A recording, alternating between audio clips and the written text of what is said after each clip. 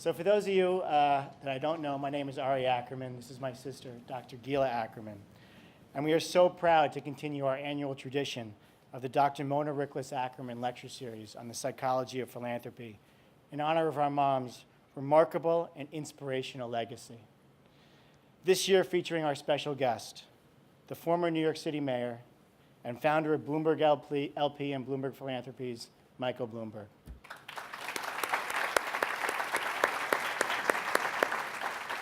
And let me, of course, thank Kelly Moody and the entire NYU team for all your incredible work. These guys are amazing.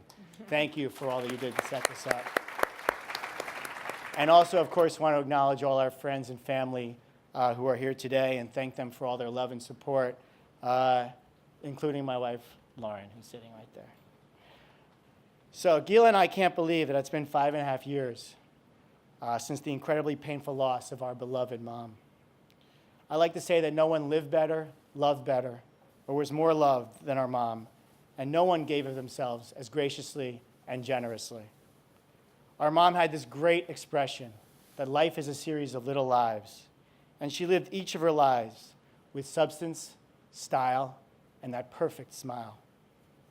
Aside from being the best mom anyone could ever ask for and loving friend, she was a writer, executive, teacher, cook, hostess, intellect, and a visionary philanthropist and brilliant clinical psychologist.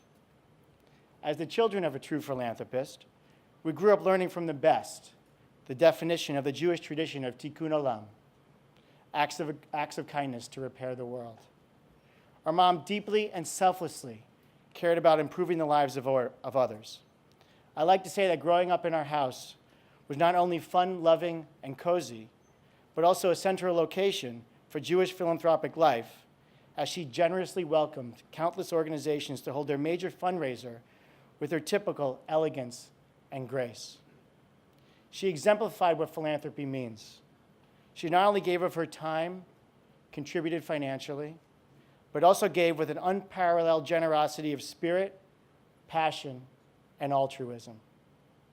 And now, it is my true honor and privilege to introduce a woman who represents our mom's legacy of generosity, graciousness, and intellect so beautifully, my sister, Dr. Gila Ackerman.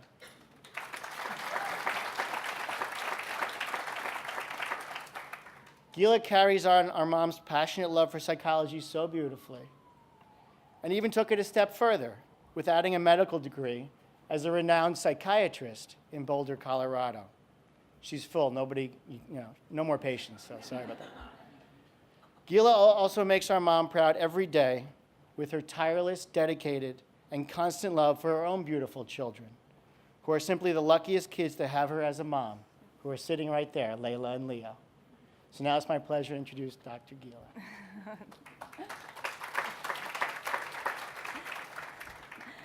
Thank you so much for those kind words. Welcome, everybody.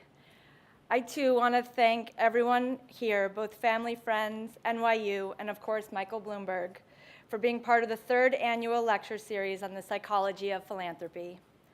I also wanted to take this opportunity to offer a brief introduction to the woman behind this lecture series, the man we came out tonight to hear, and our impressive moderator, and how the intersection between philanthropy, psychology, and business is personified by these 3 accomplished and highly respected individuals.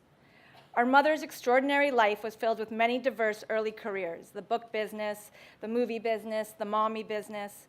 But at the age of 35, she decided to finally follow her heart and return to school to receive a doctorate in clinical psychology, with honors, of course. She loved her work and was brilliant at it. She worked as a psychologist in high schools, hospitals, and ran a private practice for many years. But even before she got her degree, psychology had permeated her interactions and her perspectives. She had a keen psychological mind, and upon first meeting my mother, people were always in awe of how she grasped the subtle complexities of their lives. She could reframe a situation to give it clarity, uncovering a new truth to an unanswered question. Because of this, she gained trust quickly and was loved and respected by so many. My mother had the gift of an innovative mind. She had creativity, intelligence, and confidence, and in combination with her ambition, she was able to turn her original ideas into realities. And she made it look easy. With this skill set, she created and taught her class at the NYU School of Professional Studies, the Psychology of Philanthropy. In her class, professionals investigated the intersection of philanthropy and psychology through different perspectives, including the donor, fundraiser, and the beneficiary. She taught it for many years, and it was popular amongst her students.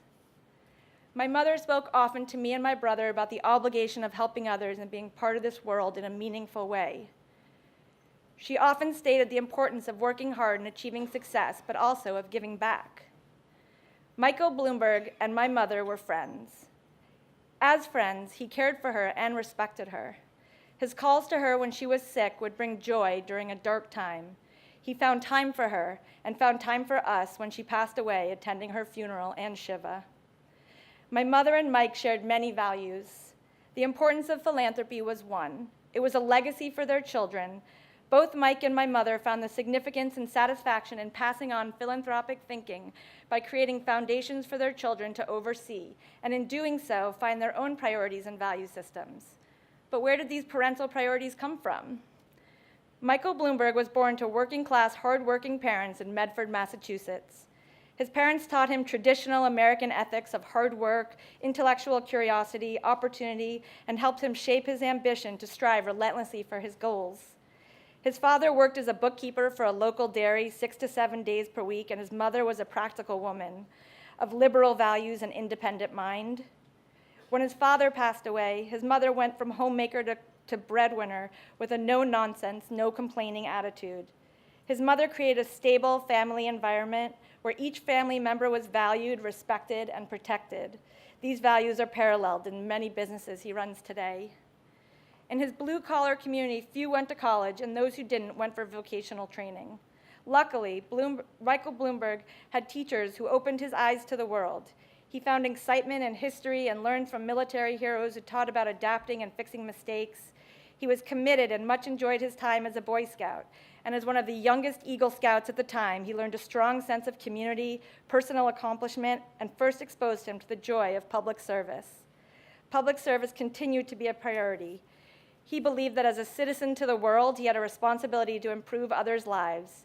He had a modest goal to make the world a better place.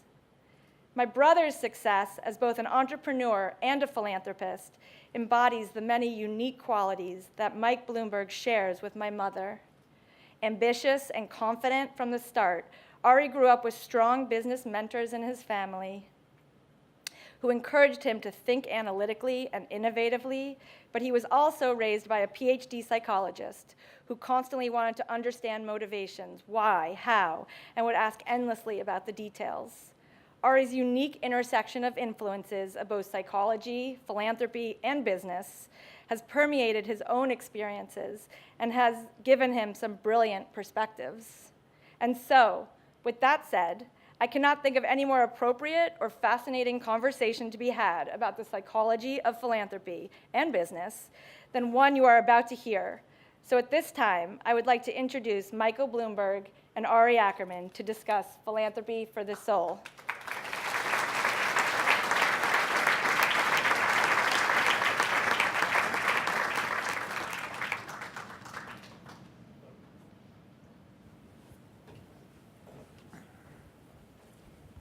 Thank you, Gila. That was really so beautiful. And I want to echo Gila's thank you to Mike for being here today. Truly appreciate it. Thank you for having me. All right, so let's get rolling. Philanthropy for the soul. Are you ready? Sure. So it makes sense to start at the beginning. Your early influence. That's what the king said Yeah, well, in Alice in Wonderland. yeah, you're exactly right. Your early influencers before the king, your parents. Your beloved parents, whom Gila so beautifully described. You tell a great story in your book, Bloomberg by Bloomberg, of your dad coming home once a year with a publication listing contributors to his favorite charity. Do you remember this stuff? It was UJA, something like that. So, I'll ask about that. During dinner, which you would always have together as a family, he would remark on the size of the gift made by people he knew, or maybe more importantly, the complete absence of other names from the list. What role do these early family memories play on your subsequent passion for philanthropy? Well, I do remember, because we had a conversation, he had given, I think, people were giving $50 or $75. That was, and you got listed in the book, so it was not what we are used to in philanthropy today. But we gave $50 or something to the NAACP. And I remember my sister says she remembers it too. I asked, why are you giving money to the NAACP? After all, we're not Negroes, as African Americans, term they used then. And he said, because discrimination against anybody is discrimination against everybody. And I just remembered that. My parents were interested in philanthropy. My mother collected for Hadassah and those kinds of things. I went out and sold Christmas wreaths, and the money went to pay for a Boy Scout camp in the summer. But Do you feel like it was your mom or your dad who was a bigger philanthropic influence on you? I don't remember. My father died in 1963, and if you do the math, that was a long time ago. And I will say I have trouble remembering. I have pictures, but do I remember his voice? No. My mother died in 2011, and so I remember her much more clearly. And about 6 months ago, I was on my cell phone or about to make a call, and you or somebody was bothering me and keeping me from doing it. And so I'm talking to you, trying to blow you off. I hit the button, and my mother answered, because she's still on the answering machine in the house, which we still have.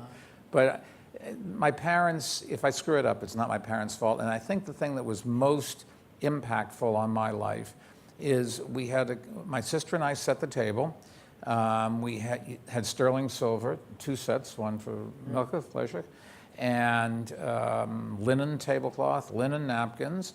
And I once asked my mother, how come my friend up the street, they had all the silverware out on a sideboard and they used stainless steel? And my mother said, and I can remember this to this day, she said, it's a question of who you think is most important, the guests or the family. And we set the table. My mother did the cooking. My father helped in cleaning up.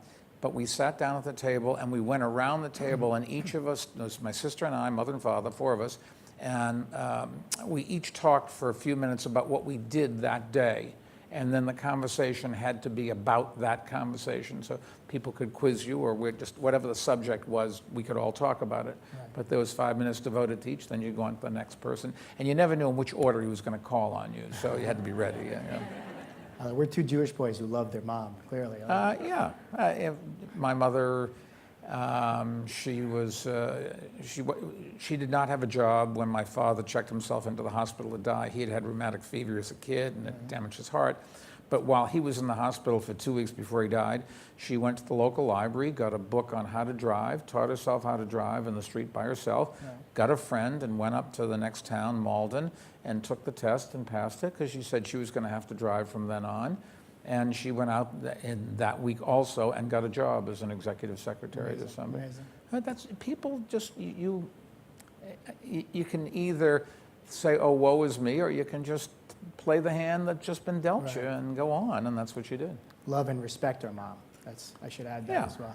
And you talked about UJ being your first charity you gave. Could have been Hadassah. I just went something like that. And you grew up in a Jewish household. And as you know, Judaism, there's a strong tradition, really obligation of charity.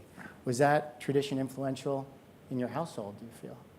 Well, we certainly did it. So whether they thought about it in that context, I guess they did. I just remember charity as something you did and you talked about, and it wasn't strange to me. And then I went to New York, or came to New York, and I went to work for Solomon Brothers, and I eventually worked myself up before I became a partner, but I went around to every partner and asked them what they were going to contribute to UJA, and they used to call cards, and I'd stand up and I'd said, for the partners of Solomon Brothers, we are pledging, and it's the first time $1 million had passed my lips. Good for you. And it was something like that. Amazing, so, amazing. So some other early influencers, which you've actually touched on already, included the novel Johnny Tremaine, Boy Scout Summer Camp, being one of the youngest Eagle Scouts in the organization's history. Boy Scouts were good. I loved it. You loved the summer camp, I know. Yeah. Oh, in summer camp, I came home and said to my mother the food was better at summer camp than at home. And she said, well, go back. I'm sure she appreciated that. Yeah. My mother never saw a kitchen she liked. And you also talk about weekend lectures at the Boston Science Museum. That was a big deal in my life. So how did those experiences influence your sense of community and love for public service? Well, I think you become more interesting and interested in things. You meet people and you branch out. If you don't do those kinds of things, you know the people on your block and they know you, and that's it. One of the great things about New York is that it sort of forces you to expand the universe of who you talk to and who you work with and where you go to school. And I've never thought it was a smart thing for this country to go in the direction which they were in 15 years ago of people working at home. Right. Skype is not a substitute for the water cooler. It just isn't. And you want people to get to know each other and work together, and it's the human interaction. And for all of the technology we have, we live in an analog world. And so it's people, people, people, and nobody does anything on their own. I defy you to find an occupation where you do totally on your own. Even if you're an author, you have to work with the editor, you have to work with the publisher, you have to do a book party, whatever. Right. But we've gotten into this, some people feel, oh, it's not necessary, particularly when you have all the technology and you can go off and do things. Yes, you can do certain things.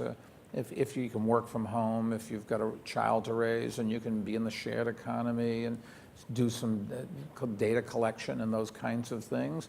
But fundamentally, you want to meet more people and expand your horizons. Love that. You've also talked about early mentors of yours. You talked about Salomon Brothers, being William Salomon and John Gutfreund, who you have said taught you ethics, philanthropy, hard work, and to take care of others. What aspect of Salomon and Gutfreund did you admire the most philanthropically? Well, I gave a eulogy talked at the memorial service for both those guys. One was the managing partner of Salomon Brothers, and the other one was the number 2 when I got there, and then after I left, he became the number 1. Yeah. And I said at both their eulogies or memorial services that I learned more about management and dealing with people from them than I did in 2 years at Harvard Business School, and I think that's true. I watched how the real world, where they had real world problems and how they dealt with those, and both of them was scrupulously honest. John had a complicated attitude which annoyed a lot of people. Billy was much more quieter and not confrontational, but Salomon Brothers was the most honest firm back then when I was on Wall Street by an order of magnitude. They were, and unless you really were inside, I could tell you a story in verse, chapter and verse about times when we could have made more money and we didn't because it was the wrong thing to do, but they focused on charity. They pressured all the partners to collectively support things, and if they said, well, it's not my bag, but it's something else, as long as you were helping others, that was what they were all about. Right. You talk about being the first time you were really around that type of wealth.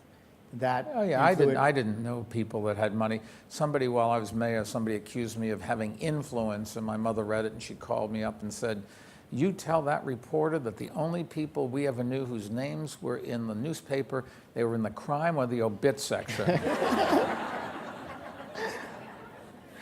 I love when you reference your mom.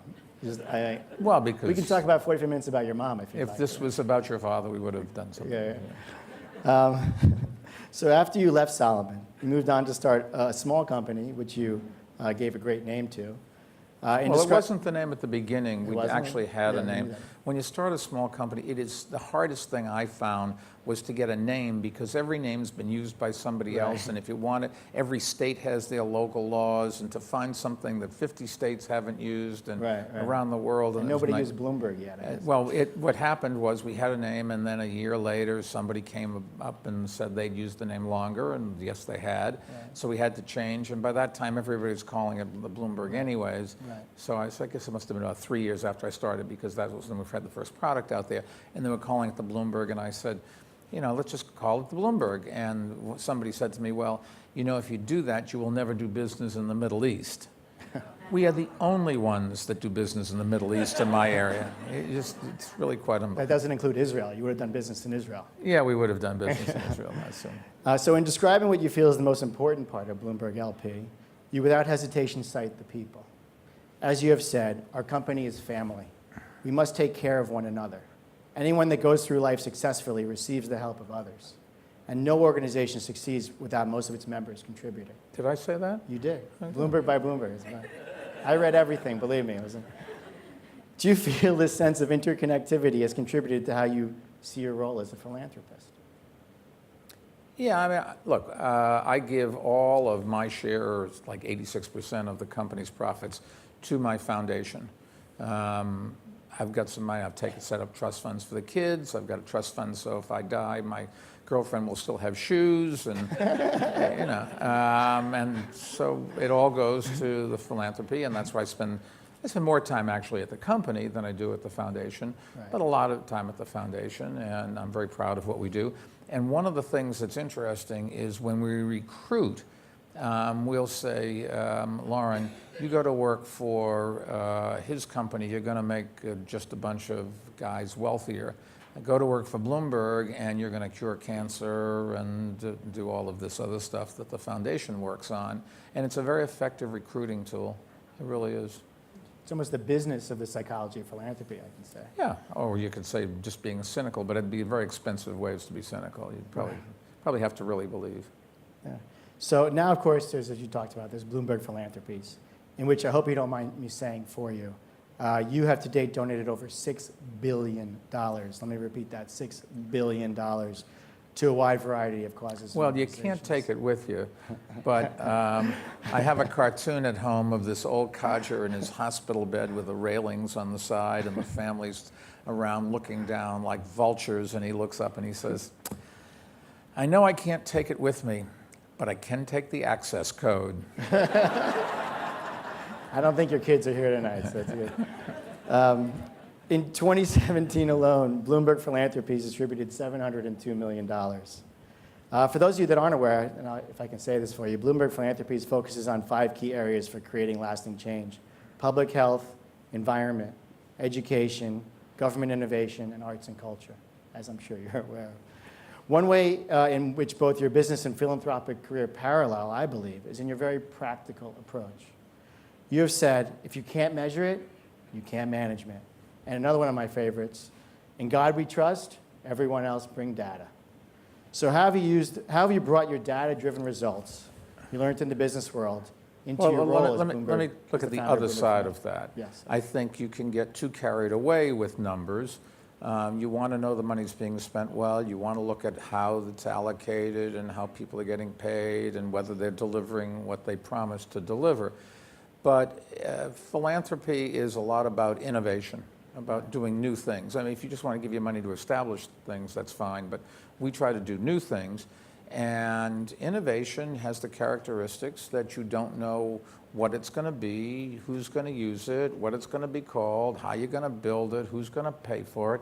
Those are all things that are unknown, which explains why governments have a tough time being innovative, because we don't allow you to spend public monies unless you can answer all of those questions in advance. Makes some sense, but it also stifles innovation. And there are cities that are innovative, and New York was for 12 years for sure, and I hope it still is. But you have to stop and say, does that make any sense when people come and say, I'm going to cure cancer in 3 days?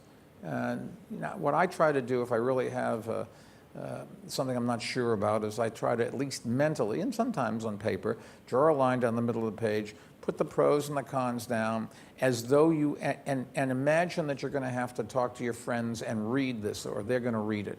So you don't do stupid things like just say things that you really hadn't thought about. And then you can rip up the paper because it forces you to take a look and see what you're doing. I'll give you a good example. One of the things I love, which we work on in Tanzania, where there are 50,000 people per doctor. In the United States, it's 500 people per doctor. So fundamentally, in Tanzania, there are no doctors. And if you need a cesarean or an appendectomy, 2 operations, which if you need them and you don't get them, you die for sure. Nobody survives that. There's a real problem. How are they going to get those operations? Right. So the foundation has been training high school students to do cesareans and appendectomies. And you say, oh my God, what happens? There's something wrong. And look, they're going to die, period. As long as you have a fatality rate of less than 100%, you are saving lives.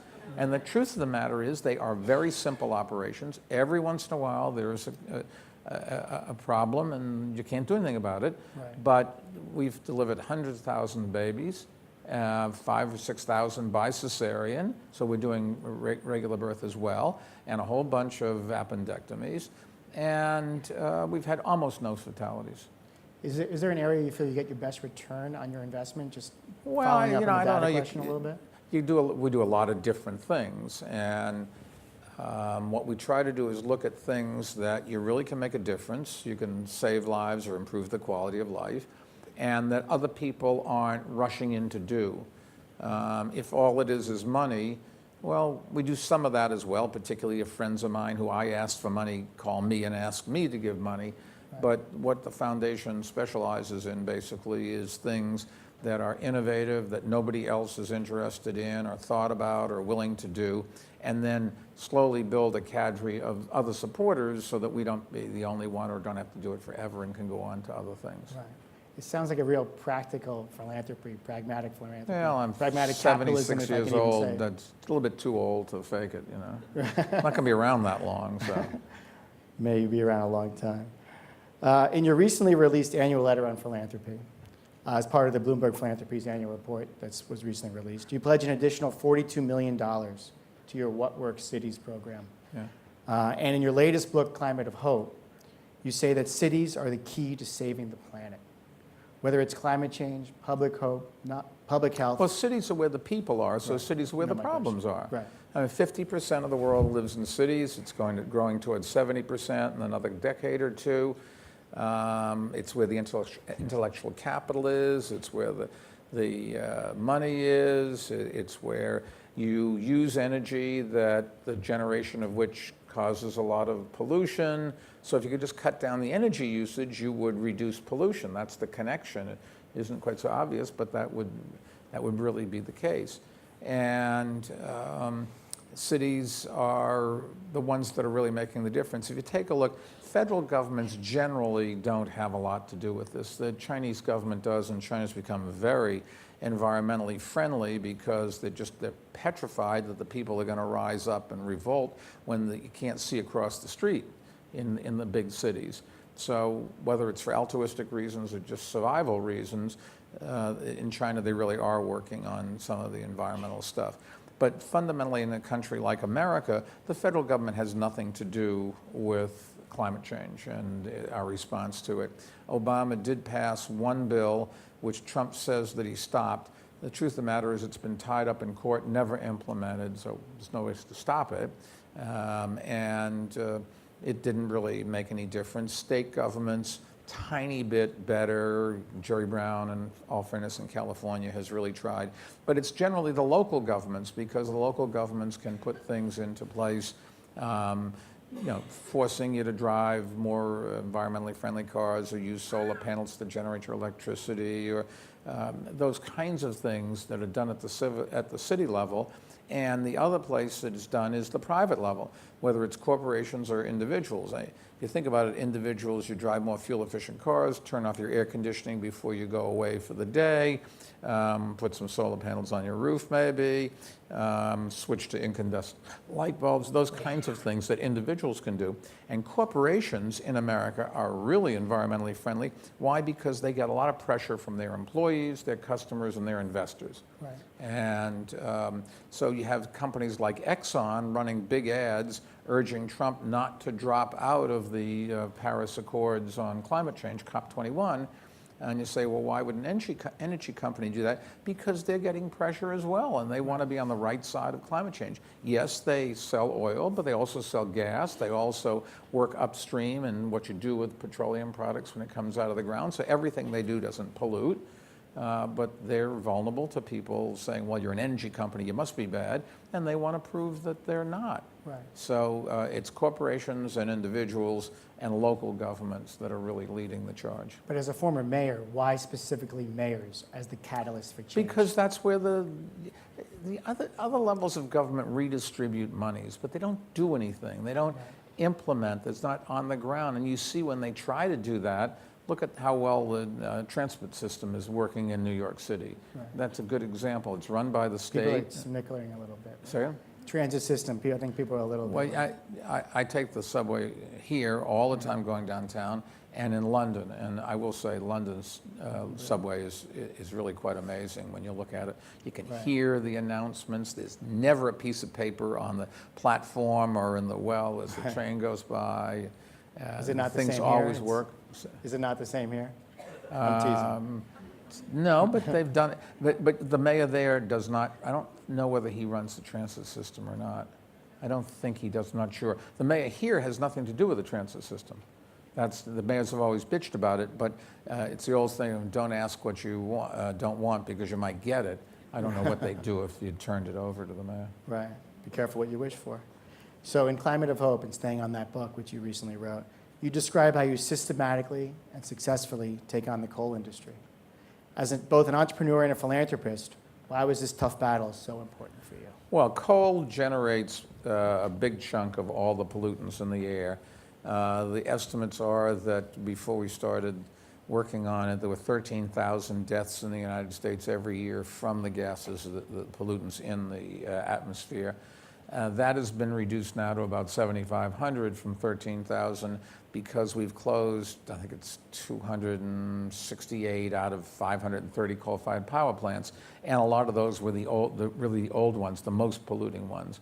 So it's had a big impact. It's brought greenhouse gases down dramatically in the United States, and if we can keep going, we should be able to meet the goals that were set by everybody. And America agreed with, although we never signed any document because Congress would never go along.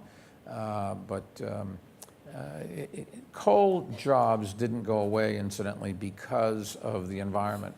Coal jobs, which are like 280,000 back in the early 80s, they went away when we discovered or invented how you could, with a little computer in your hand, have a big piece of machinery that just rips the top off the mountain, rips out the coal, and then what you do is you quickly declare bankruptcy so you don't have to put it back the way the law requires you to do it, and you don't have to honor the pensions and health care plans that you agreed with your employees. And then you start another company and you buy the old equipment from yourself and go on. Right. That's where all the jobs went. Right. Today there's about 15,000 coal miners. Right. It's adapt or die sort of mentality that the country maybe needs to take on the coal question. Well, nobody really knows for sure whether you hit a tipping point where the Earth just gets warmer and warmer and you can't stop it, and we turn into Mars and every single living thing dies. What is clear is that about 6 weeks ago in Pakistan, they recorded 122.4 degree Fahrenheit temperature. It's the hottest ever recorded in the face of the Earth. A few months ago at the North Pole was above freezing in the middle of the winter. If you want to buy lobsters, don't go to Chesapeake Bay, where all our lobsters came from. Now they're all up in Maine. Look at trees that are dying because the beetles don't get killed in the winters that aren't cold enough yet. Look at the farmers who are having to change the crops. There's just no question that things are changing. And the public sort of, I guess, understands this. And in Congress, because they're still being influenced by some of the special interests that don't want them to do anything, or Trump maybe, whatever. But they don't say climate change doesn't happen now. They're saying, well, it's not man-made. Right. But it's not a commie plot. So I maybe made progress.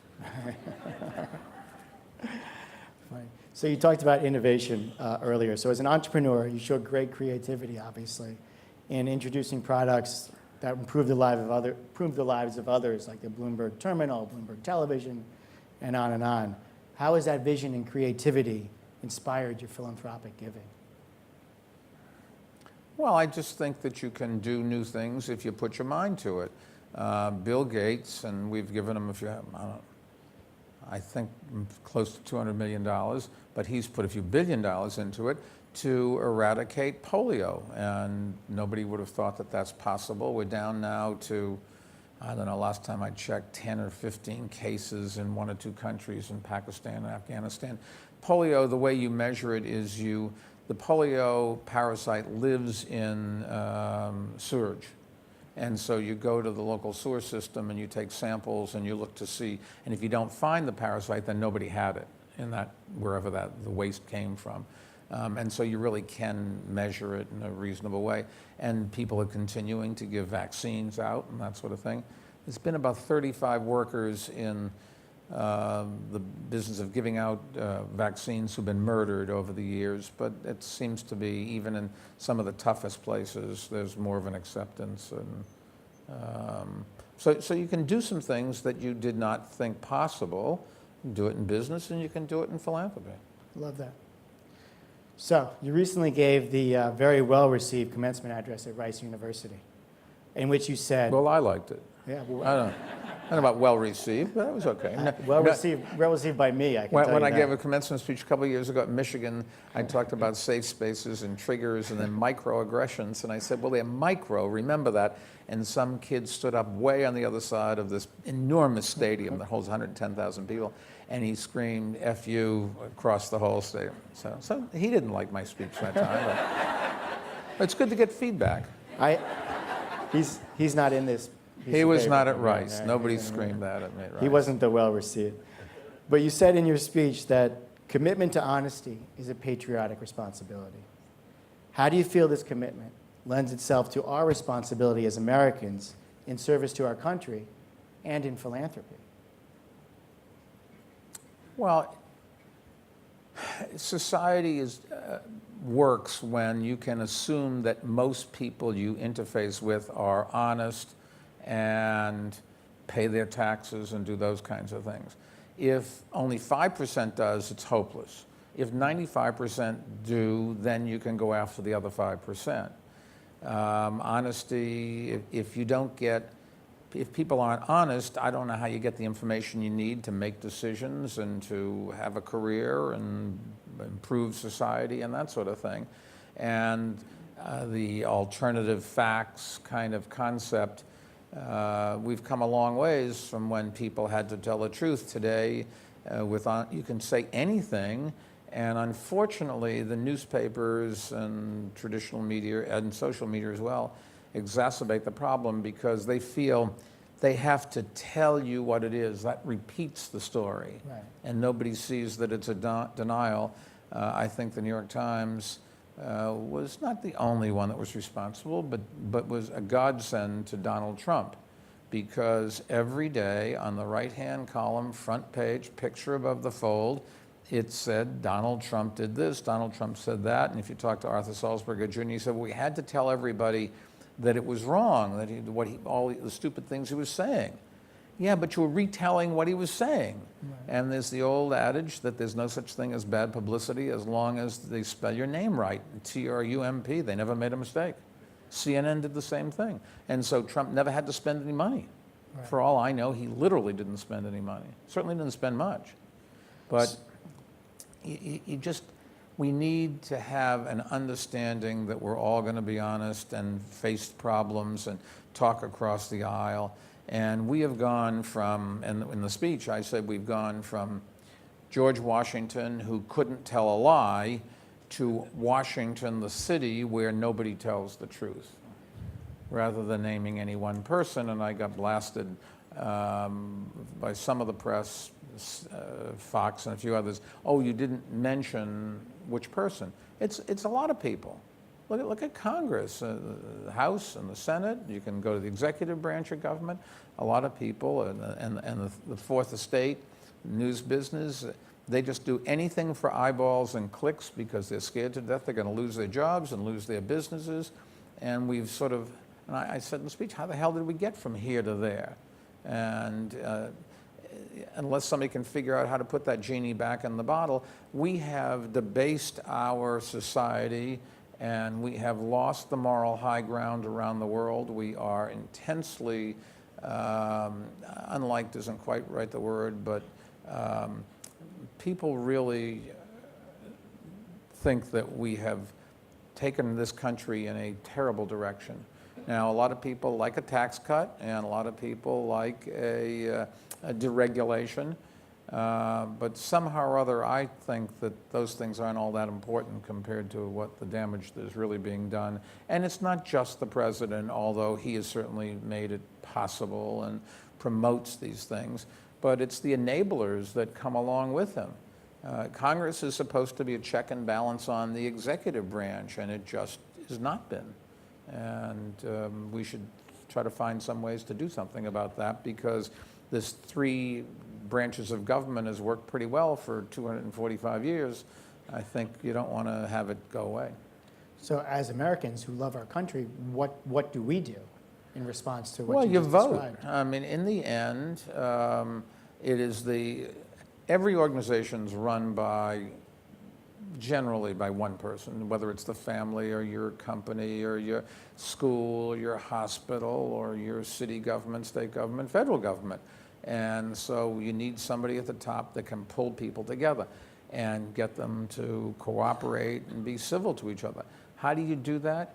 Well, the same way as you manage your family. And if you think about it, there are certain techniques that work. You bribe. We all bribe our, you can laugh at, but every one of it in this room, if you have children, you are totally guilty. Come on. You say you don't do your homework, you can't watch television. That's a bribe. You know, you don't clean your room. You're not going to get your allowance. And then we do it, we beg, please do it. Your mother's giving me such shit. I just do it for me, okay? I owe you one. Or we beg, or we reason. You know, if you cleaned up your room, you might find $2 under the laundry in the corner. And government works the same way. One of the things that Congress did that really makes no sense whatsoever, egged on by the goo-goos, the good government people, they got rid of these things called earmarks. And at different levels of government, they've always had it, where the leader of the legislature can give you want something, you need some money for a new roof for the YMCA in your district. And they used to be able to give you the $10 million, $5 million, $100,000 to get it done. And then when they needed the votes, they could pull it together. Today, they have no control. And if you don't have any control, you can't get a majority. That's what's happened here. Right. And we've, in the interest of good government, we've gone away from practical stuff. And I think, and I've sort of been on a jihad about this for recently, what is the purpose of elections? And in America, it is to give everybody the ability to express themselves. And so we argue about whether or not convicted felons who have served their time could vote. I don't know why we spend so much time. They're not going to vote anyways, and there's so few that, come on. We argue about whether the right age is 21 or 18 or whatever. Why don't we maybe say if you've never taken a civics course and you don't know history and you can't read, you shouldn't be able to vote. But that's not what we do. We in America, elections are on making sure people have the right to express themselves. If you were to go to some other countries, Singapore would be the perfect example, elections are about getting the person to do the job. And they don't care how you got that person. The real question is, do you have the best person to provide the services that government should provide? It's looking at the whole thing from the other side. And in Singapore, you have to have a PhD and run 3 companies and written 5 books and 37 papers and given 1 million lectures before you can present yourself to the voters. They still have a democracy, but you have to have qualifications before you can run. China, if you saw Xi Jinping change term limits, I'm a little bit conflicted in this, but Xi Jinping changed term limits and there was no outcry. Why? Because they think he's doing a good job. And if he's not doing a good job, they'll find ways to get rid of him. And in fact, when I changed term limits, some people didn't like it, but it was perfectly legal and the city council could do it and they did it. They wanted to keep their jobs and I thought it was a great chance to keep doing it. And it takes a long time to get a lot of things. We delivered more stuff in the 3rd term than in the 1st or the 2nd term, even though virtually everything we delivered in the 3rd term was started in the 1st or 2nd term. It just takes a long time to do that. People, should elections be about getting the best person? And I will say, I don't find a problem with having minimal criteria to run for election. And when you see executives that or people elected to the executive branch of government that have no experience in managing and no experience in government, it's a disaster. And one of the things Bloomberg Philanthropy does, we train now, we have a new program. We finished our first cohort, we're now on the second one. 40 mayors from around the world, 10 from outside the United States, 30 inside the United States, where we pick those that we think are very smart and popular, so they'll be around for a while, because you don't want to waste your time training somebody that's not going to be there. And we bring them to New York for 4 or 5 days. The Harvard Kennedy School of Government and the Harvard Business School come down, their professors, with their cases, and we built a model of a Harvard Business School horseshoe tiered classroom. And they, for 4 or 5 days, learn something about negotiating contracts and law, how you communicate, and what the difference between a balance sheet and an income statement is, and those kinds of things. Right. And then 2 months later, they send their number 2 down, and we do the same thing. So then they have somebody else to talk to, and then there's a hotline and blogs, and they build relationships and that sort of thing. But trying to give people who are elected the skills needed to do the job, because the skills to get elected have nothing to do with the skills to do the job. Right. Every once in a while, somebody has both, but you never get the second one unless you have the first. So unfortunately, too many times, we elect people who are well-meaning, but they just don't have a clue. Right. And you see the results. Now, well, the good I voted news for you is 3 times, so. Okay, but you go around this country, there are a lot of medium-sized cities with very good mayors. Right. Who are really doing well, and these cities are thriving. And we read about, just 2 or 3 or 4 or 5 of the big cities. That's not where the action is. Most people live in smaller cities, and some of them are really doing well. So from a philanthropic perspective, what truly excites you the most? What lifts your soul, philanthropy, and makes Michael Bloomberg come home at night and just go, yes, I did it? Ooh, you like that question, huh? I don't know. I mean, when people say, what are you most proud of in 12 years in City Hall, I always say 3. 3 is the number of years that we increased life expectancy in those 12 years in New York City, and it's 3 years greater than the average across the country. So now all those things are going, unfortunately, in the wrong direction around the whole country because of the heroin, fentanyl, and OxyContin problem. But if you take the 8.4 million people and multiply it by 3 years and then divide by, let's say, 80, the average age, you save 300,000 lives each year. So, that's something that I can hang my hat on and say, okay, we did something.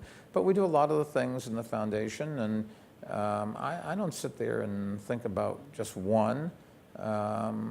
I just make sure we're doing new things and trying new things. And when something doesn't work, say, okay, it didn't work. There was, for example, one of the things I had high hopes for it, there's a program, I forget what it's called, but you pay people to do the right thing. And in Mexico, you would pay a mother to send the kid to school if the kid's homework was done, and if the kid had a meal in his stomach or her stomach, if she or he was dressed properly, and pay them to do some of those kinds of things.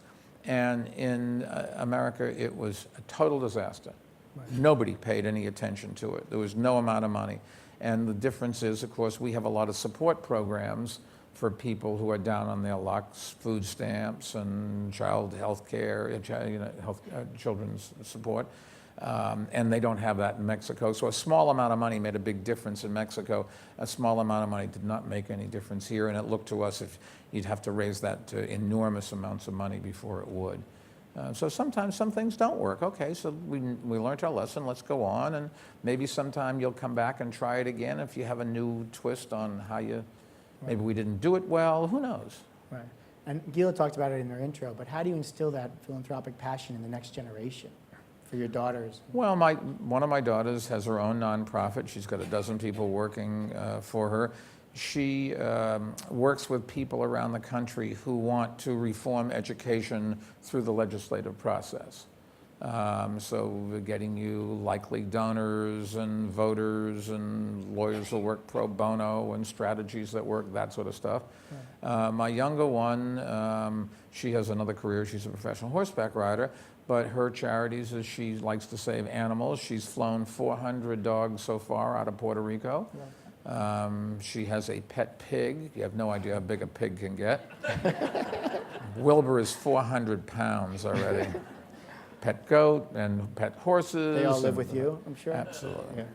Yeah. But both kids have an interest in philanthropy. They're both on the board of my foundation, and every grant we give goes out under their names, even though they don't run the foundation. They're 2 of 20-odd directors, but I And thought... was it something you discussed at home when you were running? No, I just told them they're going to have to sign both of these, but it'll make sure you're always invited to dinner parties long after I'm gone. Just to bring it back to what you talked about in terms of America before, you're quoted as saying one of the unique contributions to humanity in the United States, private philanthropy is one of the unique contributions to humanity by the United States and one of the reasons for our country's great success. Yeah, but it's only true in the East Coast, West Coast. Philanthropy Not in the really. center of the country is just generally not. There are exceptions, some big cities, Chicago and some others, and there are generous people all over the country. But most of the philanthropy does come out of Boston, New York, Baltimore, Washington, Atlanta, I suppose, Miami, and the West Coast, Seattle and Portland. But and why do you LA. feel it's a coastal? Why is it phenomenon? that? Why is it that way? Yeah. I don't know, just who knows? Maybe just developed, or there's more capital there, and some of the financial companies are in those places, and it just developed that way. And once you get it going, it's hard to change. Do you have any philanthropic regrets in your life? With what? Regrets. No, I mean, we've given money to things that didn't work, and I've supported candidates that after I saw what they did, I was ready to shoot myself. But, you know, but you can't, you will never find a elected official, which you're going to decide whether to support or vote for, that agrees with you on everything. Right. Ed Koch once said that if you find somebody that agrees with you 90% of the time, they are a phenomenally good person, and if they agree with him 100% of the time, they should see a psychiatrist, like your mother. There's one available right there. Or in your, right. So just to switch gears quickly and talk baseball, Yankees, Mets, or the exciting and up-and-coming Marlins? Who's your favorite team? Well, I know you have a piece of the Marlins, but Bruce Sherman sitting right there, by the way. I grew up in Boston, and my mother said we never went to Braves Field because the Braves played there when I was growing up, or Fenway Park. I was not a baseball family. I was a Celtics fan, that I remember. They just lost the other night. Game 7. I was at Sorry, a dinner not to bring that up party, if you're a Celtics and everybody got up from the table to watch the last 5 minutes. I sat with the hostess at the table and had 2 more glasses of wine. That shows you how much of a fan I am. I don't like to watch people do things. I would like to do it, You're but a doer, I don't. not a- Yeah, but I don't think I'm going to play for the Celtics. You know, probably not. I just think you have a shot. Still. Well, Heinsohn was my size, Yeah. so you know, possible. There's a few guys. All right. So during your college years at Johns Hopkins, you describe yourself as being an average student. However, what you really I like wasn't an doing... average student. I made the top half of the class possible. I wouldn't call you an average student. This is your words, not mine. Okay. So. However, what you really liked doing and what you were good at was dealing with people. You were president of your fraternity, president of the Interfraternity Council, class president, and all-around big man on campus. Your quote. A wise man who I'm Literary license. A wise man who I'm currently interviewing also once said, "Happiness for me has always been the thrill of the unknown, trying something that everyone else says can't be done, feeling the gnawing pit in my stomach that says danger ahead." So, Bloomberg 2020, Well, I hope I live that long. there's a lot of applause for Bloomberg 2020. We have cameras, so those that didn't applaud will get your names. I think it's very unlikely. What we did discover, I wanted to run the last time, but you just cannot, no matter what happens, you can't become president as an independent. Right. Number one, because of the Electoral College, if you had 3 credible candidates, nobody would have a majority. Then it goes to the House to pick the president and the Senate to pick the vice president. Right. So you couldn't do it that way. Ross Perot at one point had 23% of the popular vote and 0 electoral votes. 0. Right. Because every state, with the exception of Nebraska and Maine, I think it is winner take all. You'd have to have one of the 2 party nominations. And mayors typically don't go on to do other things, partially because the other jobs are not anywhere near as interesting in government. They say go up. No, those jobs aren't. Being the mayor is the one where you really can make a difference, and you have some power, and you can decide things and do it, and really influence not just the dialogue, but you make real decisions. And mayors have a history. So, I'm very big on teacher evaluation. That's not popular among a lot of teachers. And now it is true that when I ran the New York City school system for 12 years, I increased teachers' pay more than anybody else. And so maybe they'll say, well, I didn't like this, but I like that. But there are things that mayors do that a legislature can have both sides, and mayors can't.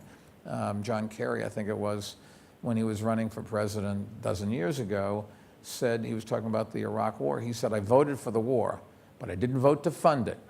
Right. Well, that's like saying I'm pro-choice, but not for women. Right. I mean, come on. Right. He got in trouble for that, as I recall. He did. Yeah.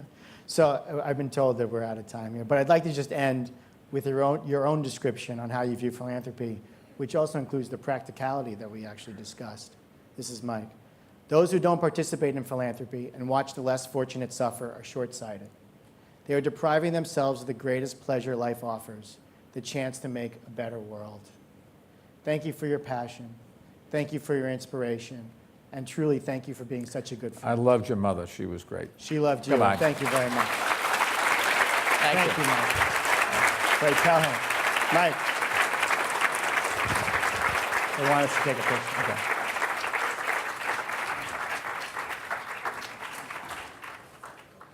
Shake it. Don't block the... Stage direction by Mike Bloomberg. I love it.